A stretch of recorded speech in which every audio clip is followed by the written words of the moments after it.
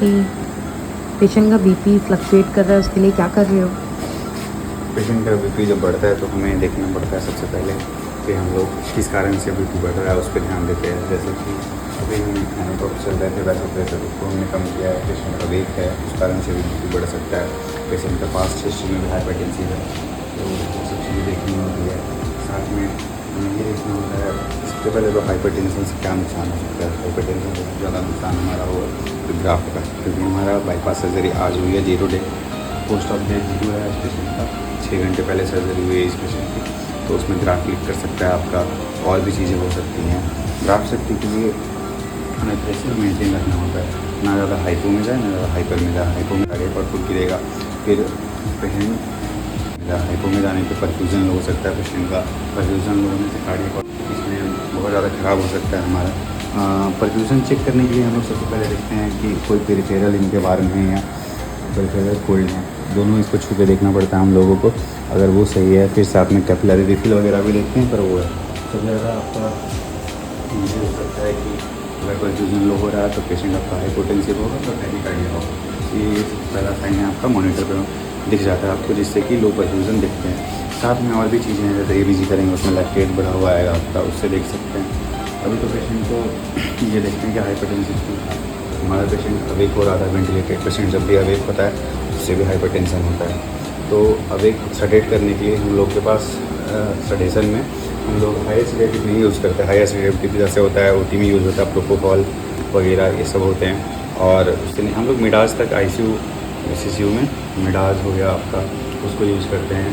उससे नीचे सबसे सेफेस्ट हम लोग डेक्स्ट्रोमेट कर रहे हैं, क्योंकि इसका वो रिस्पायरेटरी रिदम सेंटर को डिप्रेस नहीं करता है, जो कि सेफेस्ट है, और इसलिए हम लोग डेक्स्ट्रोमेट यूज़ कर रहे हैं। और एनाल्जेसिक में फेंटानिल यूज़ करते हैं हम लोग, वो कार्डियक में सबसे सेफेस्ट आता है आपका।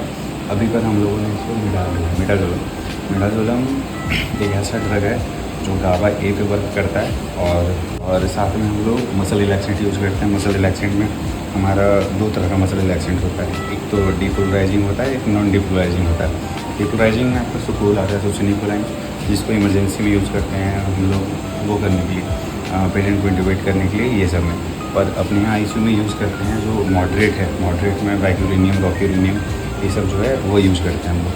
तो अभी वैक्यूरिनियम, तो हम लोग वैक्यूरिनियम यूज़ कर रहे हैं, जो कि अभी सेफेस्ट है इसके लिए। तो हम लोगों ने सडेट करने का भी एक प्रोटोकॉल होता है कि सबसे पहले पेशेंट को सडेट करना है, तब उसको मसल रिलैक्सेंट देना है। हम लोगों ने मिला से पहले पेशेंट को सडेट किया है, और उसके बाद फिर हम लोगों ने वैक्यूरिनियम दिया है। तो बीपी आप देख सकते हैं 200 कुछ अभी कम होना चालू हुआ है धीरे।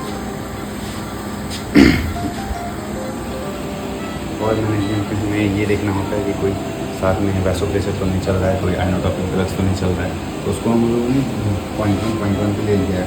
उसके बाद फिर हम लोगों ने एंटी लगा के रखे, थोड़ा नहीं हो रहा है ज़्यादा हाइपरटेंशन। सबसे पहले 0 डे में हम लोग को ग्राफ सेफ्टी, जैसा कि मैंने पहले आपको बताया, वो देखना रहता है, कहीं उसमें क्लॉट नहीं जम जाए, वो नहीं हो जाए। इसलिए हम लोग साथ में इकोस्प्रिन, क्लॉपिडेग्रोल यूज़ नहीं करते हैं 0 डे में, हम सेकेंड डे से स्टार्ट करते हैं।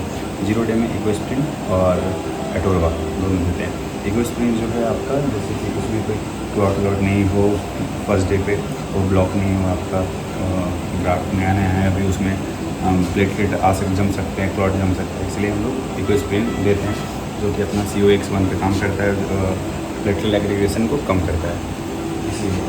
और उसके बाद फिर हमारा वो है पेशेंट का पेरिफेरल से हम लोगों ने लिया है, वो ग्राफ्ट लिया है, तो इसलिए हम लोगों को हेपेरिन भी चलाना होता है सुबह में, कि उसमें कुछ दिक्कत नहीं है, उसमें क्लॉट नहीं हो जाए। एंटीकोगुलेंट में हम लोग फिर हेपेरिन देते हैं मॉर्निंग में, जो कि देते हैं। और बाकी एंटीबायोटिक से हम लोग मैनेजमेंट करते हैं कि सेप्सिस में पेशेंट चला जाए, और साथ में फिर फीवर पेशेंट को नहीं आ रहा है, ये सब चीज़ें हम लोग को मॉनिटर करनी होती है रात में। Thank you.